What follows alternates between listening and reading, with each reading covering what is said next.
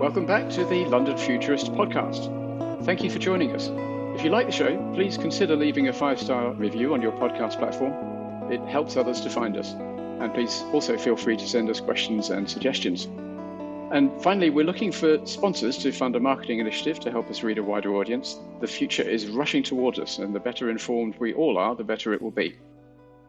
And now, the European Commission and Parliament were busily debating the Artificial Intelligence Act when GPT-4 launched on the 14th of March. Realizing that GPT technology was a game changer, they slammed on the brakes to reconsider. Famously, the EU contained no tech giants, so cutting-edge AI is mostly developed in the US and China. But the EU is more than happy to act as the world's most proactive regulator of digital technologies, including AI. The 2016 General Data Protection Regulation, or GDPR, seeks to regulate data protection and privacy, and its impacts remain controversial today. The AI Act was proposed in 2021. It doesn't confer rights on individuals, but instead regulates the providers of AI systems, and it's a risk-based approach. To discuss all this, David and I are delighted to have John Higgins with us. John is the chair of the Global Digital Foundation, a think tank, and last year he was president of the BCS, the British Computer Society, the professional body for the IT industry. He's had a long and distinguished career helping to shape digital policy in the UK and the EU. John, welcome to the London Futurist podcast. Thank you. John, many thanks for joining us. John, let's start with your impressions of GPT-4 and the other large language models that are making headlines. Do you see them as a watershed moment? I spent my life applying technology to business and societal problems, whether that's in health or small businesses in the middle of the UK or whatever. And to some extent, and I hope I'm not just being over optimistic, I see this as just the latest set of productivity tools. And when I talk to people about, as they are increasingly using these technologies, they're using them in not dissimilar ways that they would have used productivity enhancing technology in the past. Now, I don't know about watershed, but the thing that's always hard to judge, isn't it, is the order of magnitude. Is this just like the latest thing? Is this the latest spreadsheet? I think it's not. And I think probably because the breadth, I think, of the impact and the scale is pretty much greater than anything else. And it impacts so many more of our lives. So latest productivity tool, but with a much larger scale and much wider breadth.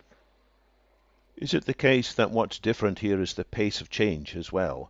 So these systems are coming up thick and fast. No sooner than we had started to get our heads around GPT 3.5, GPT-4 comes along and does things a lot better. And not only that, but people are building solutions on top of what the large companies are producing, so that wherever the tools themselves seem to fall short, there are people who have workarounds and modifications and enhancements. So I'm with you that in some ways this is just more of the same, but it's a heck of a lot more of the same, and it's coming more quickly. It's definitely more, David. I heard one of your earlier podcasts where you compared it to the iPhone and apps. I remember I didn't quite get apps in the early days either. I thought, what's this apps? We've had applications for ages. What is it? Well, I think we've yet to see whether it will have the same impact as apps. I think it will probably be faster in some areas and almost have no impact in others. Whereas there can't be many things where apps don't impact our lives these days. That also took a while. Well, whatever it is, there's an app for that. Exactly, an app for that, yeah. It does seem to me it's more than just speed. The abilities of GPT-4 are a big change, even from the abilities of 3.5, but certainly from anything that went before. It seems to offer a duplicate of a human capability, which we regard very highly, the ability to write essays, which are at least plausible and sometimes even very good, and write short stories, which are very good. That's quite a leap. And it does seem to me that we're seeing the effects of the second Big Bang in AI. The first Big Bang in 2012 was discriminative or classification systems and became known as deep learning. The second Big Bang in 2017, the arrival of transformer technology, generative AI, which produces art. Well, art's the wrong word, but produces interesting images and produces bodies of human similar text. This is a big change, and I think its impacts are going to be very big. So I asked you the question, then went and answered it for you. Quite right, Callum, quite right. But I think we have to be careful about it because we're seeing this stuff in worlds that we live in now, whereas in the past we didn't see it in worlds that we lived in by and large. So it's affecting our stuff. Oh my God, it's affecting our stuff. Yeah, it's coming after us white-collar people. Yeah. Moving on to the EU's AI Act, what's your impression of that insofar as we know what it will contain? And what exactly is a risk-based approach? What are the pros and cons of that? I thought your characterization, your introduction, where you said you'd slam the brakes on, as it were, I'm not sure about that. And I've got to be a little bit careful here to do too much mansplaining. I spent 5 years running the Tech Industry Association in Brussels, so I got to know how it works a bit. And so I'll try not to sort of overdo it. But a couple of things about the way the EU policymaking process works that seem to me very relevant. I remember after a couple of years chatting to a German friend of mine, saying, I just don't get why we do it the way we do it here. And it became apparent to me, and this is a terrible oversimplification, but basically there is a Franco-German approach which says, get the framework right before you do anything. And there's the Anglo-American approach which says, let's have a crack at it, see how the market gets on, and then we'll fix any market failures. And the way that this is particularly characterized in Europe, which tends to have more of this, and of course now has even more of this Franco-German approach, get the framework right, put it in place, and then we have legal certainty and everybody knows what they're doing. Add to that this underpinning principle, they call it the precautionary principle, which basically says if there's a possibility of harm from something and the scientific evidence is inconclusive, assume that there will be harm and therefore put the rules in place. So you've got that as an underpinning in a way. Now, of course, if you think about that and then you think about what's happening with AI and other digital technologies, the discussion, the zeitgeist, the everyday conversations about the harms has always far outweighed the benefits on all these technologies, and increasingly so. I spoke to someone recently who said, oh my God, the attitude to tech here in Brussels isn't like when you were here 5 years ago, John. We're the bad guys now. There is an element of that. That's the sort of backdrop to this. There's harms, there's greater potential harms that people fear about. Their understanding of AI is largely based in the early days on films, really not so much now. They've assembled a great bunch of experts. So this is seen as an innovation that can cause harm. They get the benefits, but they're putting a regulatory process in place to try and deal with it. Yes, GPT-4 and general purpose AI wasn't really thought about that much in the early days of it, but I think the process is adapting to it on a day-by-day basis. We can go on and talk a little bit more, as you wish, on where the process is now and where you think it's going to be going. But I think that's the way to characterize it. Yeah, let's do that. But you say that the Franco-German approach is to get a framework established, and if there's a danger of risk, I suppose this is the precautionary aspect of it. Yeah. If there's a danger of damage and the scientific evidence is unclear as to whether that will be realized or not, then pause. Well, in which case, why isn't the EU doing what Italy did and saying to OpenAI, you can't deploy this system? And why aren't they all signing up to the FLI letter and saying, let's have a 6-month moratorium? No, it's not pause. It's put the regulatory framework in place to give some legal certainty so people can continue.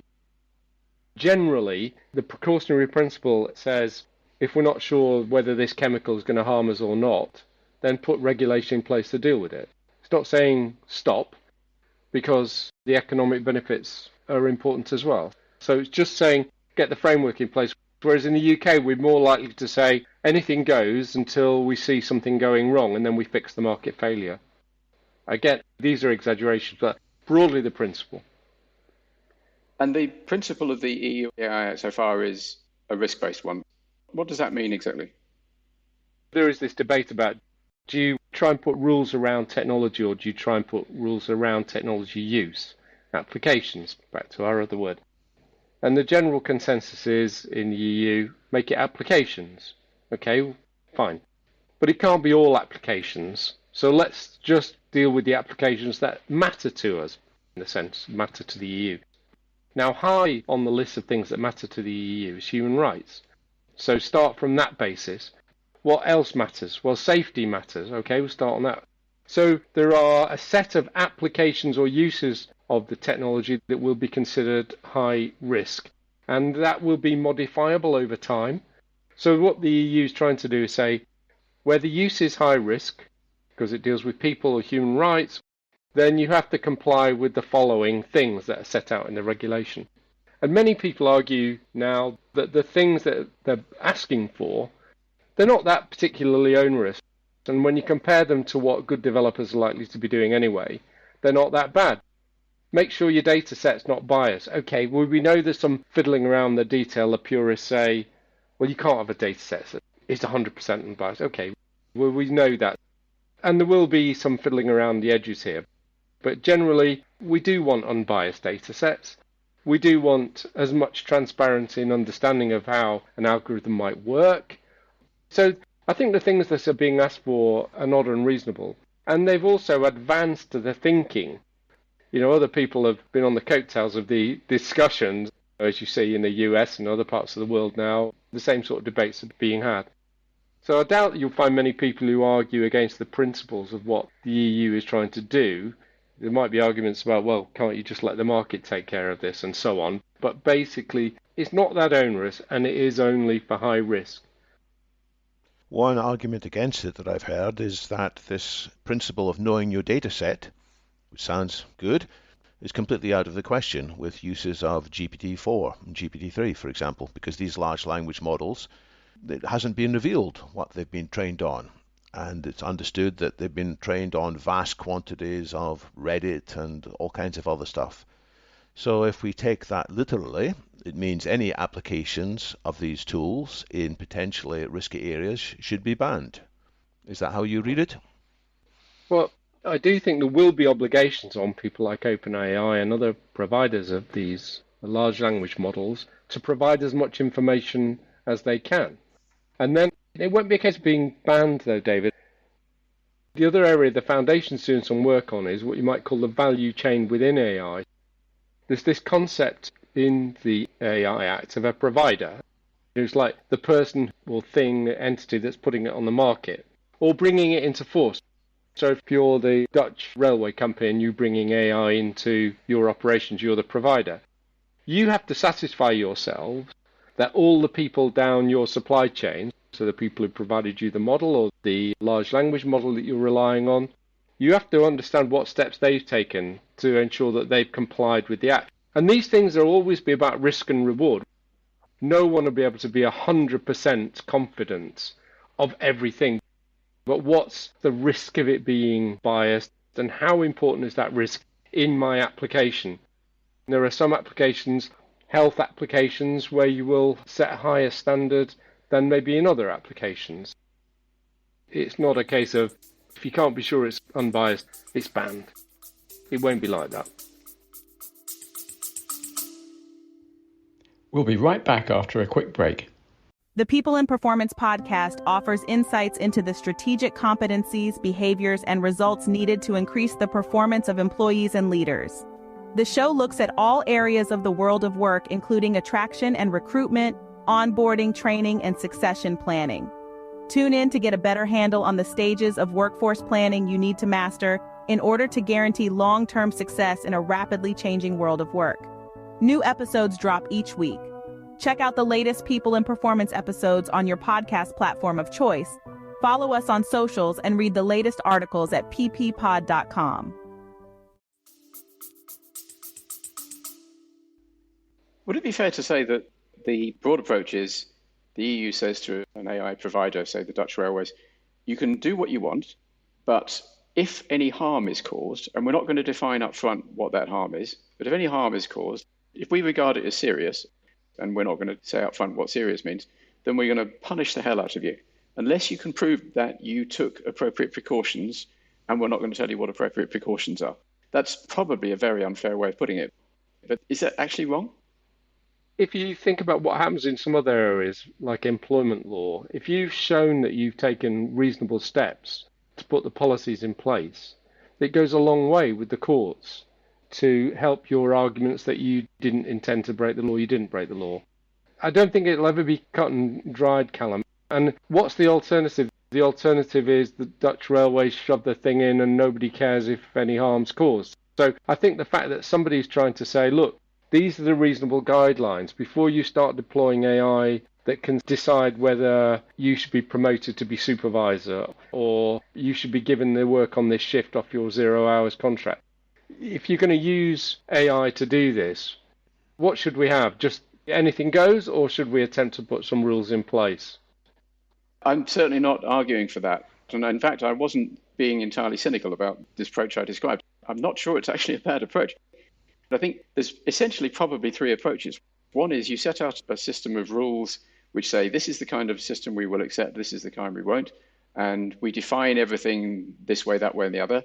And the technology is moving too fast to do that, so I don't really see how you can do that.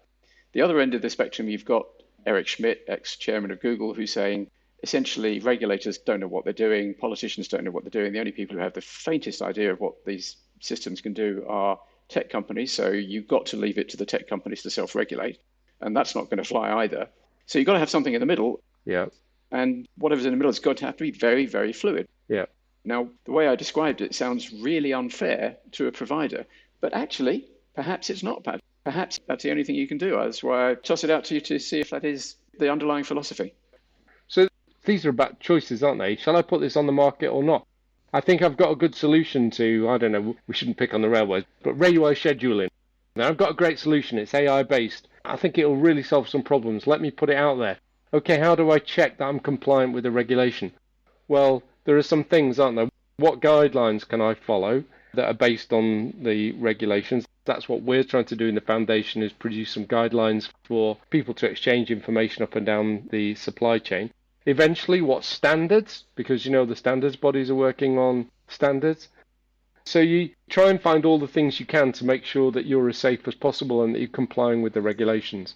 And I think by doing that, although it'll be an onerous process and lots of people will say it's over the top, I think society does demand it, and it should.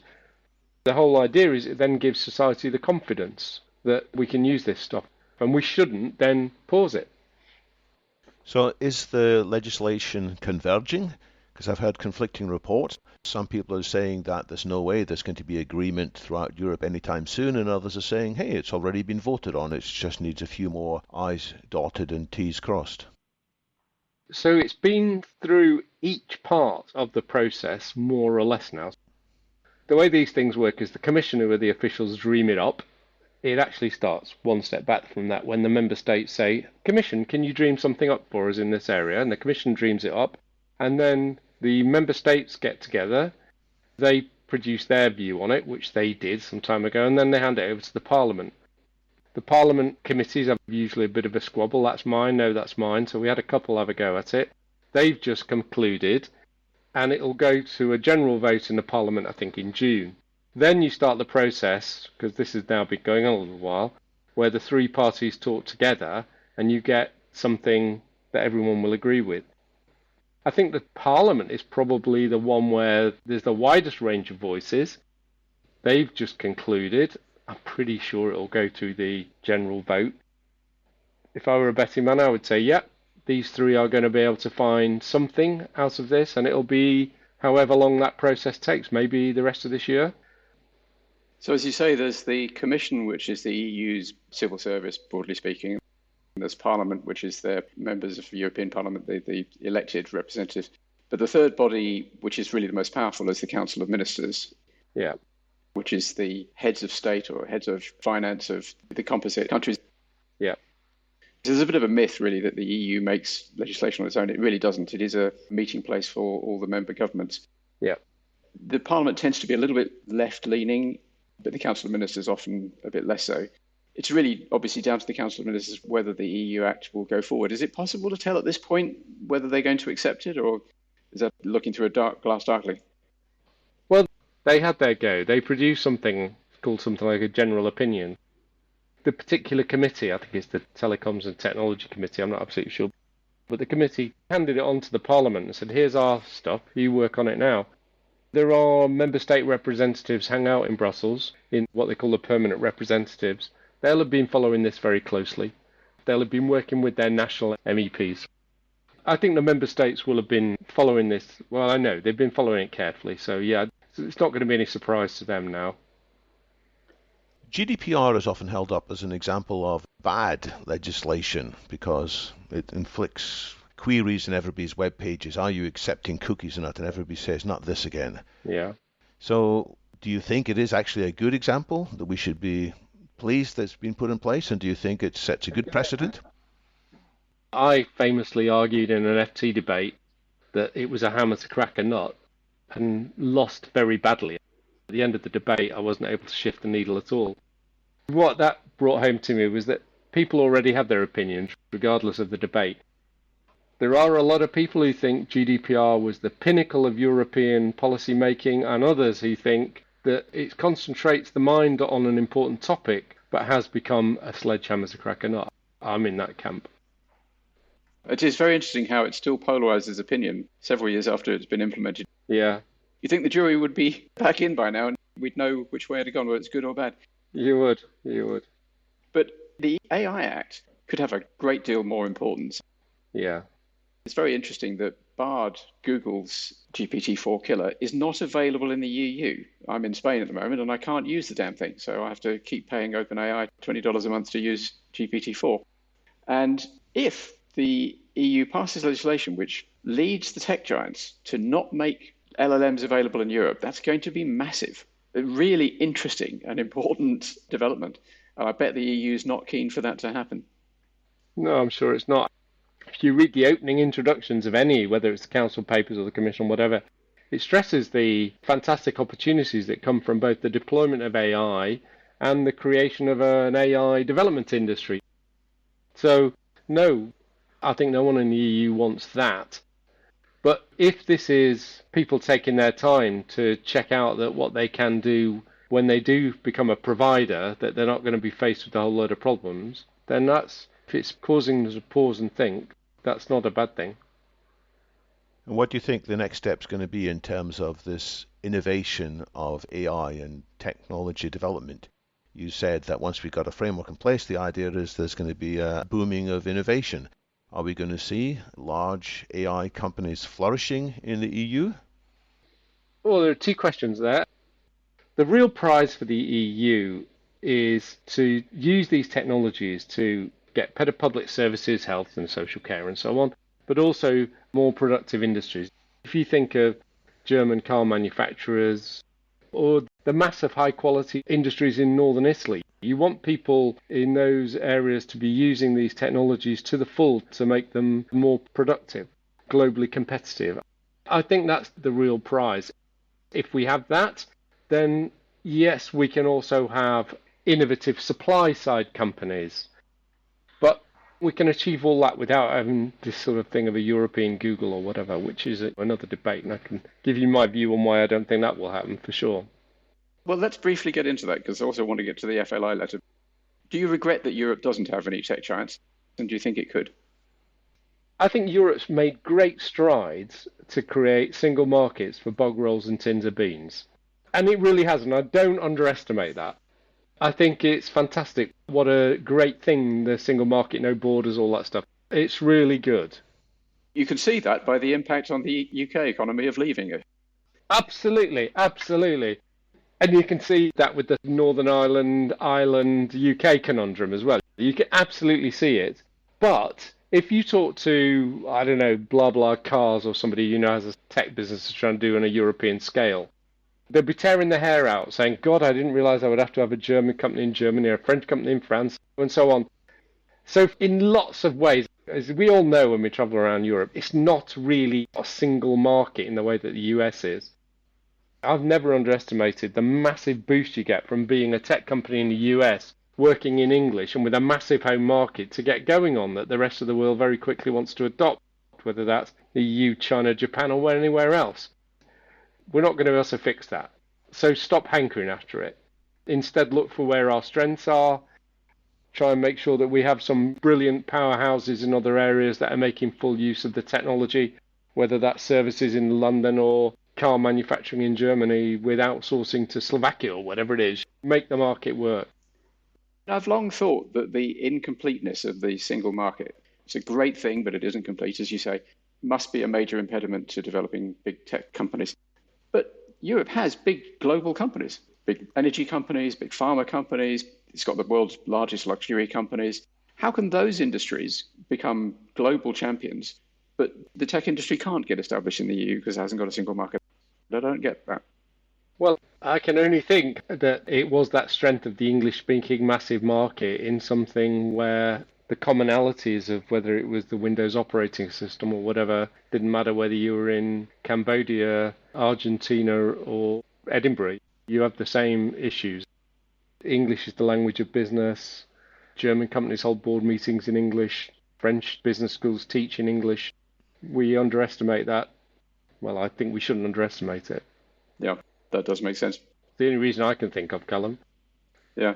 I would like to just touch on the Future of Life letter. Many of our listeners will know that a US-based organization called the Future of Life Institute issued a petition 2 weeks after GPT-4 was launched, calling for a 6-month moratorium on the development of large language models. The BCS, the British Computer Society, which you were chair of, published a paper arguing against that moratorium. Would you like to say why you did that? 3 basic reasons. One is don't wish for things that are impractical. I mean, it isn't going to happen, so don't ask for it. Obviously, it's newsworthy, but it's just not going to happen. Who's going to do it? When you say who's going to do it, the good guys might do it, the bad guys wouldn't. Who do you call bad guys? Maybe it's just better to say some would and some wouldn't. And you can sort of imagine you can have in your own picture who wouldn't. And also, if you're familiar with what is the massively structured industry of scam and fraud, they absolutely are not. That would continue apace. So all we'd be doing is holding back the good benefits and we'd get the disadvantages. And you get that asymmetric thing and it just wouldn't work. So the BCS, I think, is just trying to be a bit more pragmatic and pointing out the benefits of the technology. The FLI, I think, will counter that they're not asking for innovation to stop with AI. They want lots of innovation to take place on the current AI models. They're just afraid of what may happen if GPT-5 is built quickly, which is a step up in capabilities. Now, there aren't many companies in the world who can create GPT-5. It's going to cost billions of dollars. There aren't that many bad guys around who could do that yet, who not only have the money, but also have the expertise, the access to data. So they would argue that it's not quite impractical, and they would argue that there's so much uncertainty involved. They would even point to Sam Altman testifying at the Congress recently, saying we need some regulations here. Yeah. He's not entirely against it. I think it's still worth having this discussion, and I'm glad the discussion's going on. Yeah. You mentioned there were 3 reasons. One was the impracticality of it. Yeah, the withholding benefits that we really want. It's interesting in your conversations about the uses of GPT-4 in your earlier podcasts. You're like that user of the new technology. I can't wait for the next release to fix these bugs. We don't want to delay the next release, we want the bugs fixing. There's that. We don't want to hold back on the benefits, and we would just get this asymmetric point. Bad guys would continue. Can I ask you, John, about your work with the Global Digital Foundation? I guess most of our listeners probably haven't heard about that. What is it you're trying to do there? It's a think tank with a practical aspect that I set up with a colleague. He used to run the Brussels office of an American think tank, ITIF, Information Technology and Innovation. That was based in Washington. He ran the Brussels office. We thought it would be quite nice to set something up where we could tackle some of the bumps in the road to society and economy getting the benefits from technology. So we did that, and now we just tackle some specific projects that people come up with and ask us to take a look at. Paul, my colleague, did a lot of good work on hate speech.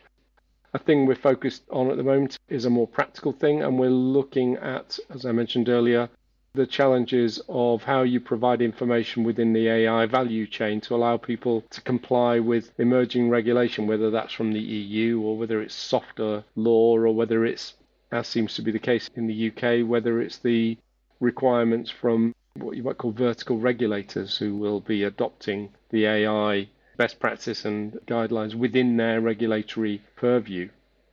So you'll get people like Ofcom and others who are now having to look at what does AI mean for our job of regulating the things that we're tasked with regulating.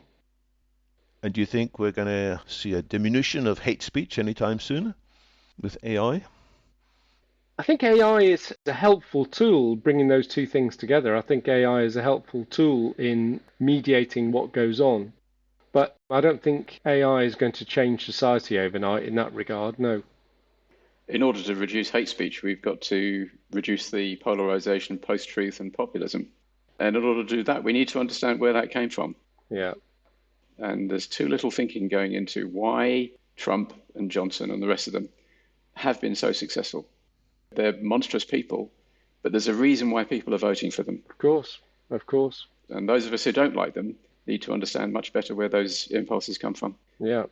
So you're asking for transparency, Callum. You're asking for understanding, which is basically what John is saying as well. In terms of making sense of AI, we need to know what the different systems can do so that people can make informed decisions. So greater transparency is what we're signed up to in this podcast. Oh, absolutely, absolutely. But I'm also arguing for a better analysis of why people started in the first place voting for the likes of Trump. It's an odd thing to do when you look at the man. Yeah. And I don't think most of us who wouldn't vote for him have really understood enough of the reasons why people do vote for him. AI might be able to help us in that. And AI, I'm sure, can be a tool in mitigating the worst effects of hate speech. Although, of course, it can also be a tool for disseminating hate speech. So like any technology, can have good or bad impacts in that arena. It can. And on that cheerful note, John, thank you very much for joining us. It's been a really interesting conversation about AI regulation, the EU and related matters. It's been great fun. Thank you for coming on. Yeah, it's been great fun. Thank you very much, David and Callum. Thank you.